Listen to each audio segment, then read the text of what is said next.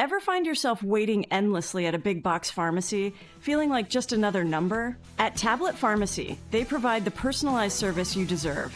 They offer free delivery and blister packaging options to make managing your medications easier than ever. Check their competitive prices online at tabletpharmacy.ca. Peter and Dave, they're on the mic, so right. Join the ride, it's gonna feel just right. Welcome back to the Pulse Community Podcast. I'm Peter McCulley, and summer is now in full swing here on mid-Vancouver Island. The beaches are bustling, the picnic tables are busy, and the parks and hiking trails are full of folks enjoying the season here on our little patch of paradise in the Pacific. And I'm Dave Graham. I come bearing news, great news, the kind worth getting excited about. At least I am. It's a giveaway. The prize being tickets. Concert tickets. You know where I'm going with this? Yes, Blue Rodeo concert tickets. We are going to be providing further details. Well, I figure any second now. Dave, the details will be coming up later in the show. You're getting ahead of yourself again? I may be head over heels with Blue Rodeo fever. Could be a while till I am myself again. This contest is going to be a veritable diamond mine for two of our listeners. You know, it really hasn't hit me yet that one of the country's biggest bands is coming to Parksville, but the best advice I can give is to try. Try your hand at the contest, and who knows, come Friday, August 21st, you could be in the park with, well, a few other fans lost together in the music. Are you going to do this with every song title? I say to our listeners, it could happen to you. You could be the big winner. And yes, Peter, I am going to see just how many Blue Rodeo titles I can use, although I'm not sure how long I can keep it up. The contest details are coming, and so I ask, are you ready? Okay, while Dave works through the Blue Rodeo song catalog, allow me to add some real news. Today's guest list includes Major Sergei Kachanov, a Corps officer and pastor of the Salvation Army in Parksville, here to talk about the growing need at the Mount Arrowsmith Food Bank and the army of volunteers who show up to help. For last 5 months, we served 4,591 families. It is definitely an increase comparing with the last year, because during the last year, for the whole year, we served 8,200 families. And for this year, only for 5 months, as I said, we have 4,591 families, which will be more than the last year. Let me get this right. We're halfway through the year and already closing in on the total for all of last year. Whew, that's a community under real pressure. And it makes the work that Sergei and the volunteers do all the more important. And our second guest today is Chris Humphreys. C.C. Humphreys to his readers, a playwright, actor, and award-winning author of more than 20 novels. Born in Toronto, raised in London, he spent a dozen years on Salt Spring Island before moving to England, where he now lives in Devon. He joins us today with 2 brand new books. Sometimes to the despair of my publishers, I don't seem to be able to stick to one thing. I like to do modern work, which I'm writing now. In the case of One London Day, The Double Life of Eve Sinclair, which is the novel I'm touring right now and came out last week, is the second of my World War II books looking at the world of spies, particularly female spies in war-torn Europe. Though this one is quite different from the previous one, which was called Someday I'll Find You. Playwright, actor, novelist. Beyond that, Chris can be a challenge to categorize, and I admire that. When he isn't building new worlds on the page, he has made all the world his stage, playing Hamlet in Calgary, a gladiator in Tunisia, and on screen he's been a dead immortal in Highlander. He's lived on Coronation Street, commanded a Starfleet in Andromeda, and lent his voice to animated characters. Well, that's quite a resume. It certainly is. Looking ahead to future podcasts, blues singer-songwriter Harry Manx will be touring Vancouver Island this summer, and he'll be joining us soon. Jennifer Bate will be here to tell us what's on at the Macmillan Arts Center. They have a busy summer planned. And Kyle Gilson, an initial attack crew leader based out of the Arrington Fire Base, joins us. Kyle leads a 4-person crew whose job is to reach a new wildfire fast and stop it in its tracks.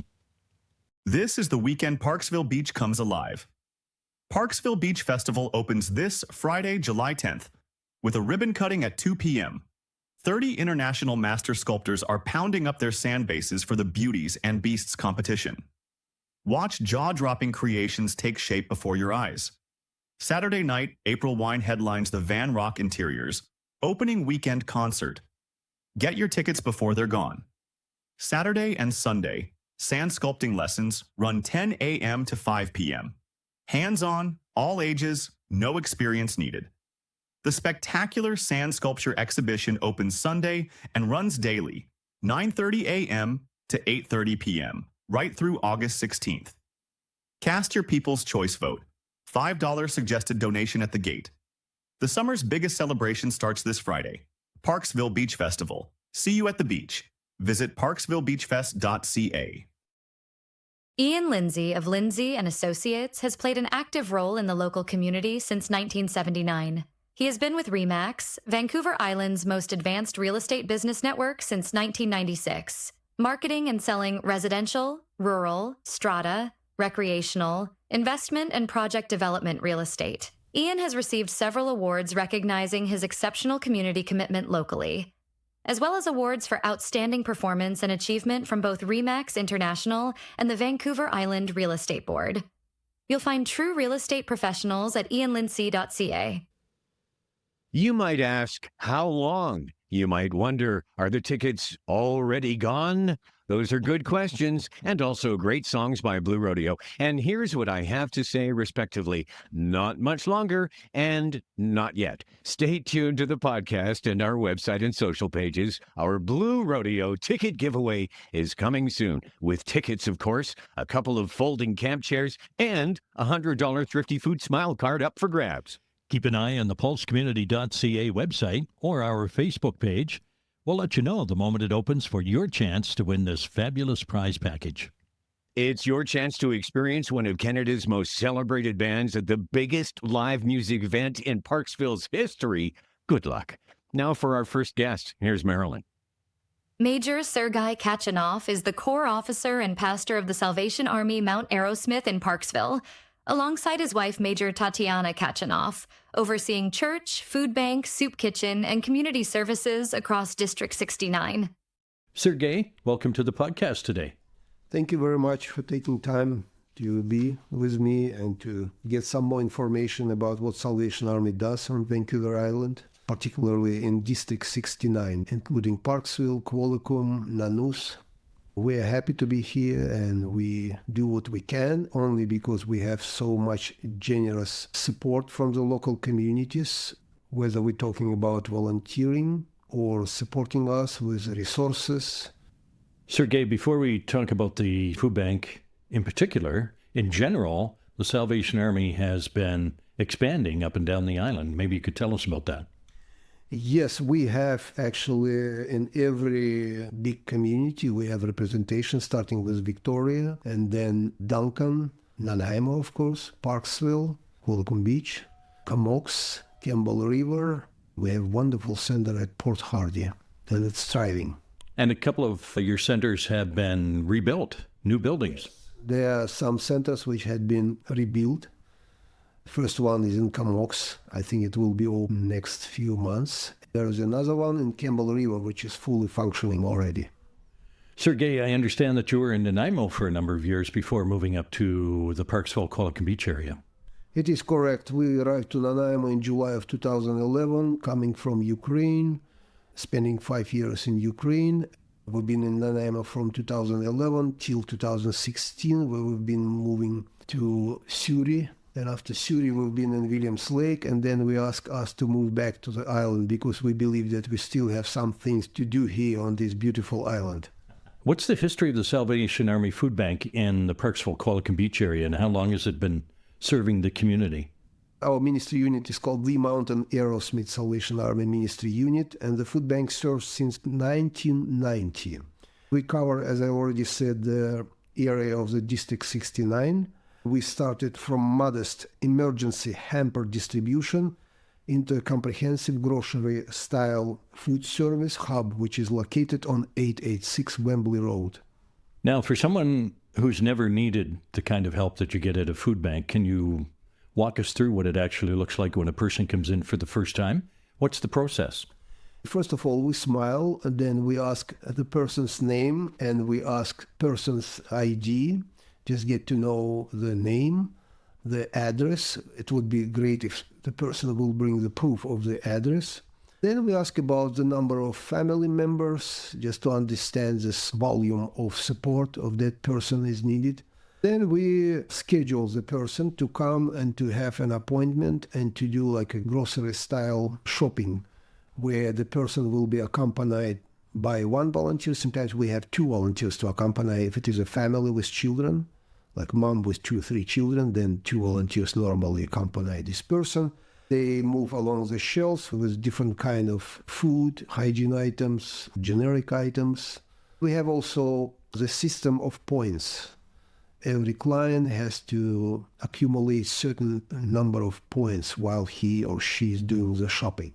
Besides of the shopping by appointment, we have also a system of the hampers.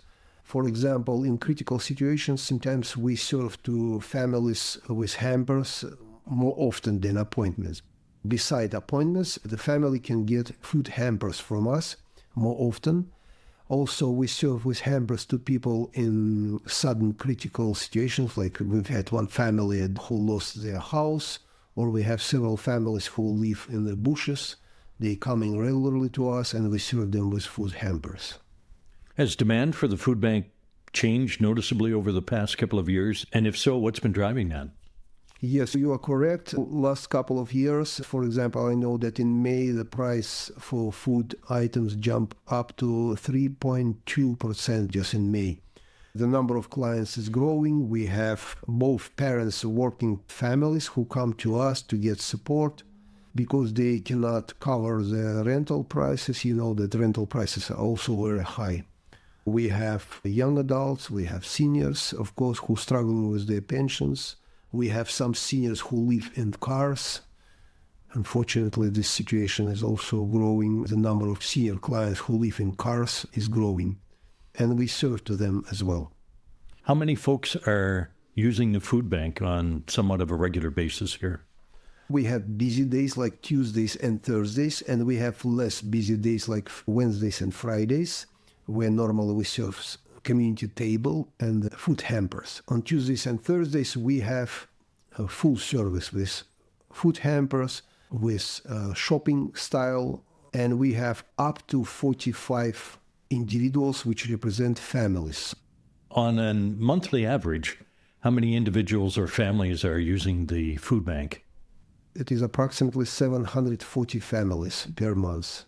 For last 5 months, we served 4,591 families. Just over 4,500 families have used the food bank in the last 5 months. Is that an increase over this time last year? It is definitely an increase comparing with the last year, because during the last year, for the whole year, we served 8,200 families. And for this year, only for 5 months, as I said, we have 4,591 families, which will be more than the last year. What's the biggest misconception people have about who uses the food banks? That people who use the food bank are either looking for a handout or don't want to work. They do work, and they just simply, as I said, cannot cope with the rise of prices and with a big increase in rental. Also, we have, of course, retirees. We have families who are doing everything right, but simply are trapped by the situation. Unfortunately, we have big increase of the children to whom we serve, and it's really hits us hard to see that young generation now getting more and more into a need of support from our side. Am I correct in saying that you operate an appointment model for full food bank shopping, but if someone needs produce and bread, they're available without appointment? Oh yes, we have free shelf, which is located as the entrance point where we normally put some canned food, grains, hygiene items. When we have excessive amount, everybody can come and get as much as they need. Not as much as they want, but as much as they need, they of course can come and take it. Twice a week on Wednesdays and Fridays we have community table, which is again open access for people who need mostly produce, bread items and milk products. If we have excessive amount of some other items, they could get that on community table. These programs bring in fresh fruit, vegetables, dairy from some of the local grocery stores. How did that partnership come together and which stores are involved? We are so blessed to have grocery stores in the area, such as Thrifty Foods, Safe on Foods, and Quality Foods. Every morning, our drivers go to those stores and get those items which you mentioned. I wanted to go back to something you mentioned, Sergey. You mentioned the emergency food hamper. What kind of situation typically brings in a first-time client in needing one, and what's in it? We call it emergency food hamper. It is designated to bridge the gap for a household for 2 to 3 days. They can come sometimes every 3 days. And as I said, we have several families who live in bushes, and they come more often than others. It contains basic non-perishable staples such as pasta, rice, canned proteins, soups, and cereal. And it is also combined with whatever fresh items we have on hand from the community table. So the food bank, as you mentioned, is operated by the Salvation Army, Mount Arrowsmith. What role do volunteers play in keeping the food bank running, and what does the team behind the scenes look like? Volunteers play a crucial role in our operation. I would say without volunteers, we would not be able to do anything, not only in the food bank, saying about the soup kitchen. So volunteers can operate in different capacities, such as sorters at the produce room. Volunteers stock the shelves at the food bank. We also have drivers who handle daily grocery store pickups. We have also volunteers who do intake. Also, we have reception team of volunteers who work at the front desk with our newcomers and regular clients. We have also volunteers who work in the capacity of shopping assistants, who work alongside clients through the food bank aisles to help them select their items. I wanted to ask you, what does the food bank typically need this time of year in the way of donations? We have seasonal meats and we have year-round meats. Year-round meats contain our essential products, non-perishable canned food. We do that in a big amount every month. I personally go shopping at the grocery store buying big amount of canned food. Up to 3 times per month we do purchasing of those, and we're still struggling. They go very quickly. Like last week we've had empty shelves. Also, we very much in need of shopping carts, special carts which we serve clients with. Also, we use those carts for getting boxes from the cargo vans to put on those carts and then distribute them along the shelves. Those carts are very old, they need to be replaced. We do whatever we can to repair them, but they simply already outdated. They need to be replaced. Also, we have 2 cargo vans which are extremely busy and they getting old and they need constantly repair, which enormously drains money for those repairs. Dutch Ram cargo vans. We need a replacement of these 2 cargo vans. What in particular, if folks were going to donate something through their grocery store, through the food bank boxes, or they were going to drop it off to you or have it picked up or whatever the case might be, what in particular would you be looking for? We will be looking for cereal in boxes, niblet corn, canned peas, green beans, mixed vegetables, pork and beans, kidney beans, tomato paste, tomato sauce, diced tomatoes, pasta sauce, canned peaches, pears, fruit cocktail, crab dinner, peanut butter, chicken noodle soup, mushroom soup, tomato soup, vegetable soup, and soup broth, chicken, beef, and vegetable. Every week, our clients get those items during their shopping. Is there a moment or a client interaction that's stuck with you, something that's reminded you of why the story works of the Mount Arrowsmith Salvation Army Food Bank? Actually, we have almost every week of those cases when people come to do shopping and they are amazed about kindness, support from our volunteers and the variety of food what they get. We have very often ladies with tears because of the support what they received from the Salvation Army Food Bank. Tell me about a couple of your volunteers here at the food bank, Dimitro and Yana. Those 2 are amazing young people. They are stellar examples of the passion driving our volunteer base. Yana volunteered in our admin office. She was very supportive and creative. Both of them are extremely creative with those new gadgets, with computer technology. Yana made beautiful newsletters with the computer technology. Dmitro is multi-talented. Being a refugee from Ukraine, he raised some money and he actually sponsored our food bank with several major items such as printers. He purchased on his own money 6 printers for our ministry unit. He also supplied us with power washer for cleaning the garage and receiving area. He also purchased electric scissors, which we are very much in need of for the produce room. And right now he's on paternal leave. A couple days ago they've got a baby, a son. So he's taking care of a son. And Yana, I think, very soon want to continue her work. If groups or individuals are interested in creating a food bank drive or a fundraiser or even volunteering, what should they know? Who should they contact? Any business or school or community group or individuals who would like to host a drive, they have to first contact us, reach out to our food bank ahead of time. We can tell them exactly what items we are lowest on, so their drive will be highly targeted upon those items. It is a very good option to consider a virtual food drive right now. It's a new option, but very productive. We can help those individuals to set up an official virtual food drive via Food Banks BC. On behalf of the Mount Aerosmith Salvation Army Food Bank, they would be able to collect some money.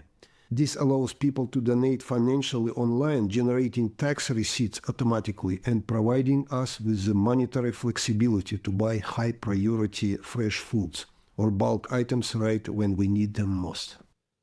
Major Sergei Kachanov, almost 5,000 families served in just 5 months, already closing in on the total for all of last year. That is a sobering number, but thankfully it's matched by the dedication of the volunteers behind it. You'll find a link to help in our story notes. The Pulse Community Podcast is on Facebook and Instagram, and you can also find us on Apple, Amazon, iHeart, Spotify, the TikTok, and YouTube. A new addition to our website allows you to find other podcasts from the island, as well as Vancouver Island webcam links. Plus, our website allows you to send your comments, questions, feedback, and suggestions for other stories we might want to look into. Head to our website, click the contact link, and leave a voice or a text message at thepulsecommunity.ca. There's exciting news for book lovers. Fireside Books in Parksville now has a second location in Port Alberni, The Bookworm. Used books are just $5 each, and be sure to ask about their volume discounts. The Bookworm on the corner of Redford and Anderson opens 7 days a week from 10 to 5. Fireside Books at 464 Island Highway East in Parksville is a book dragon's dream come true. Browse their extensive collection weekdays from 9 to 6 and weekends 10 to 5.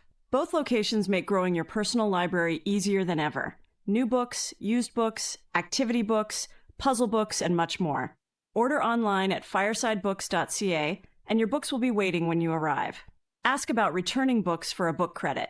Fireside Books and The Bookworm. 2 locations, one amazing adventure in browsing. Ever find yourself waiting endlessly at a big box pharmacy, feeling like just another number? There's a better way. At Tablet Pharmacy, they provide the personalized service you deserve. Check their competitive prices online at tabletpharmacy.ca before you even leave home. They offer free delivery and blister packaging options to make managing your medications easier than ever. With convenient locations in Parksville, Qualicum Beach, and now open in Nanaimo near the Brick, Tablet Pharmacy has been serving Vancouver Island since 2019. Stop being just a prescription number. Experience the Tablet Pharmacy difference today. Visit them online and check their prices at tabletpharmacy.ca. The Pulse community includes Cindy Thompson of Parksville. Cindy hosts a resilience project. This week's guest, Shannon Bergstrom, speaks about her long-standing pattern of perfectionism, people-pleasing, and other idealistic expectations that did not serve her well. For anyone seeking approval through external validation, this episode is for you. And for the kids, we have the Skookum Kids stories featuring Peter and Gracie the Eskimo dog, along with the Mellow Submarine with Captain Dave and his first mate, Larry the Lobster. This week's episode is the submarine caught in the Hornby Island current. It's a good lesson about staying calm when things don't go as planned. Another program to catch is our radio archaeology series. Oh, classic radio programs. Dragnet with Sergeant Joe Friday and Gunsmoke with Marshal Matt Dillon. You'll find these podcasts and more at thepulsecommunity.ca. Now, for our next guest, here's Marilyn. C.C. Humphreys is a playwright, actor, and award-winning author of more than 20 novels. Born in Toronto and raised in London, he spent a dozen years on Salt Spring Island before moving to England, where he now lives in Devon. He joins us today with two brand new books, One London Day and The Double Life of Eve Sinclair. Chris, welcome to the podcast today. Thank you so much. Delightful to be here. Last time we chatted, you were living on Salt Spring Island, and now you've moved back to the UK. I wonder what drew you back to the UK, and what's it like trading Salt Spring Island for the English countryside? Well, all good questions. What drew me back was I am a natural wanderer. I've figured out that I've immigrated, including the first few times with my parents, 10 times in my life. I'm a serial emigrant. I'm not really a settler. And different things appeal at different times. I loved living on Salt Spring for so many years. 13 years I was here, which is the longest I've lived anywhere specifically, I think. It was a great place to raise my son, Reith, who's gone on to great things in Vancouver now. He's just finishing up at UBC. He's a photographer. But then after a while, there were just other things drawing me back. Aside from the beauty of the English countryside, which I'd always loved, there was professional stuff happening there. I was always involved in the theatre on Salt Spring and loved it and really enjoyed working with the community here. But there were slightly more professional opportunities for me back in England. So that was one reason. I have to say probably in the top 5, maybe top 3 is the ability to walk to a pub. I enjoy being able to walk to a pub and maybe slightly stagger back from one. The place we found in Totnes in Devon is 5 minutes walk from an amazing pub called the Albert. So that's good. The other thing was really, with the stuff I often write, the historical stuff, there's an atmosphere, I suppose, in England. I'm thinking of leaning back into the medieval, and I've got a ruined castle within an hour from my front door I can walk to. So maybe that's an element too. But yeah, it was just switching it up, really. I loved Salt Spring, but I was getting a little perhaps complacent here, and I was up for a new challenge. So you've lived in Toronto, London, California, Vancouver Island, just to name a few. You seem to be someone who moves towards the story rather than staying put. Does where you live shape or influence what or how you write? It does, but not in a sort of direct way of, oh, I'm living in a forest, I'm going to write about a forest. I am prone to looking outside, and if it's raining, I'll write a scene where it's raining. I will do things like that. But no, the interesting thing for me is, of course, that I was on Salt Spring all that time, and I was writing historical fiction mainly set in Europe. The Fall of Constantinople, which is called A Place Called Armageddon, or the thriller biography of Vlad the Impaler in Romania, all written in my cedar octagon off Morningside. Plague and Fire, ditto. One London Day also. So no, I always feel that whatever story I'm telling, it's me and the story. I immerse myself in the story directly, and where I'm writing doesn't affect that. I like to write in nice places, but I'm not faddist about it, because once I start writing, as I say, it's me and that screen or that piece of paper. Before we chat about the books we're going to chat about today, I wanted to ask you about your family of actors. There's you as an actor, your father Peter and grandfather Cecil. Have you had any screen or stage projects lately, or have you been focused purely on the writing? Actually, that's one of the interesting things about being back in England, is that I seem to have gravitated back to the theatre a bit more. I've written 2 short plays for the Totnes, this town. They did the first Fringe Festival last year, and I did a play about the love story of Elizabeth and Essex, which I've written a novel about, of course, Shakespeare's Rebel. Cut it down, but then did it in a building that's been there since 1575. Promenade style, the Totnes Museum, and just moved around from the herb garden to the courtyard to the bedroom. And I'm doing another play. That's what I'm going back to do as soon as I finish this book tour. I'm back in Totnes for the second Fringe Festival, and I'm doing a promenade performance again in the same building. But this one's called The Seance, and it's about the ghost stories. I have got further involved in theatre. I'm also working sometimes with a murder mystery company just to get my acting jollies and go and improv for 2 hours being a dastardly murderer or a detective. It's great fun. So you've been on the road from England across Canada, now in British Columbia. I understand you were recently in Serbia as well. Yes, 2 weeks ago I was in Serbia for 5 days. For reasons I would struggle to explain, the Serbians just really like my writing. I suppose it's something to do with the fact that I wrote medieval stuff about fighting Turks, which they've done for 500 years, of course. But also, strangely, in this case, I was wearing a different hat because I've been sometimes a fantasy writer as well. And they just really like, well, all my writing, fantasy and modern stuff. And so I was presented with the Minas Edel Award at this thing called Smicon, which means Dragon Con, a fantasy festival in the town of Niš in southern Serbia. And it was brilliant. They were so hospitable and lovely, and just being with enthusiasts like that, it really gladdens the heart. Since we've last chatted, you've written 2 very different books from your earlier work that I've read. These new books are both quite different in tone and in genre. Yes, they are. Sometimes to the despair of my publishers, I don't seem to be able to stick to one thing. I like to do modern work, which I'm writing now. In the case of One London Day, The Double Life of Eve Sinclair, which is the novel I'm touring right now and came out last week, is the second of my World War II books, looking at the world of spies, particularly female spies in war-torn Europe. Though this one is quite different from the previous one, which was called Someday I'll Find You. Give us an overview of One London Day. One London Day is an outlier, or certainly was. The initial sort of draft of it I wrote 7 years ago on Salt Spring. I'd written some ideas 11 years before I discovered and forgot about them. And then I pulled out an old notebook and thought, what is that? It was based on something that happened to a friend of mine. Sadly for her, she witnessed an assassination outside her front door.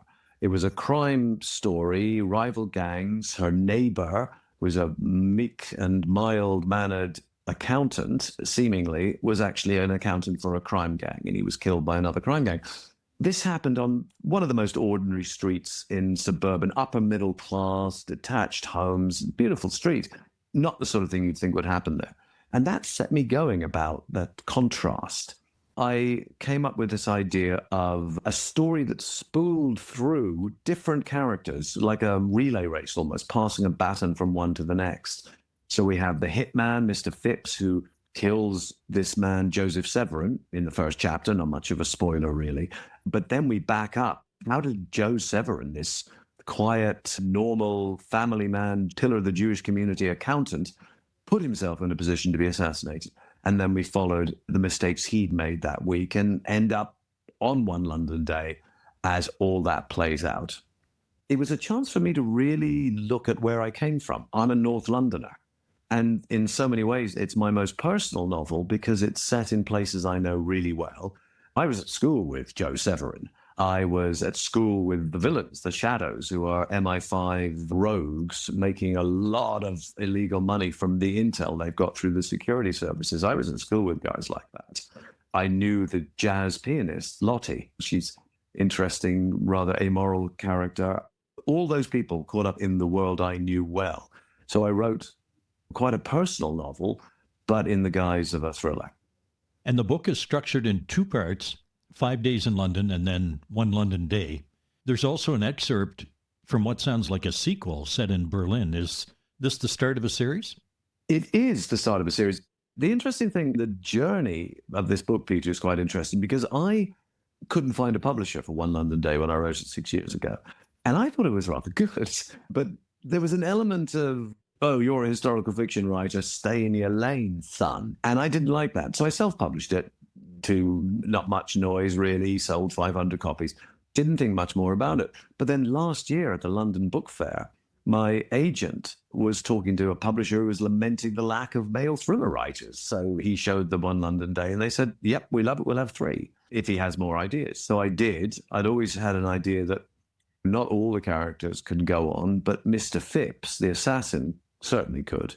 Ellerby, I expanded her version in the updated One London Day, and Ellerby is a woman who's broken through 2 glass ceilings at MI5 because she's a woman and she's black. So she was interesting. So she and Phipps go on to an adventure in Berlin, One Berlin Day. Currently, I'm writing what I think will be the conclusion. It'll be a loose trilogy. I'm writing One Istanbul Day. Now, Chris, I know you voice your own audiobooks. You're obviously from the stage and do very well in the narration end of it. Mr. Phipps has, in my mind, quite a distinctive voice, I imagine. I know that he's working class, he's got a sense of humor, but it's very dry. Did you write him with a voice already in your head? I think I always write characters with the voice in my head, yes. Sadly, for reasons that have yet to be fully explained to me, the publishers in London didn't let me do the audiobook. And I'm not happy about it, I have to tell you. However, I have done the audiobook of The Double Life of Eve Sinclair, but only partly because I thought, even though I did the whole of Someday and it had multiple male and female voices, Eve Sinclair is so much told from a young woman from Montreal's perspective that I thought it really needed a young woman from Canada's perspective. So I opted to do only the male voice, which is much smaller in it, of Eric, who's a young Norwegian soldier and spy. Let's talk about that second book, The Double Life of Eve Sinclair. She's a fascinating mix. She's the daughter of a Glasgow-born Canadian mining tycoon, raised partly in Sweden, educated in Switzerland, and ends up as a British intelligence operative. How did this character come together in your imagination? It's an interesting question. Books start in all sorts of ways, in flashes of inspiration, a place you visit, or a character you talk to. I was asked by Doubleday, my wonderful Canadian publishers, to write a follow-up to Someday I'll Find You, but not a sequel.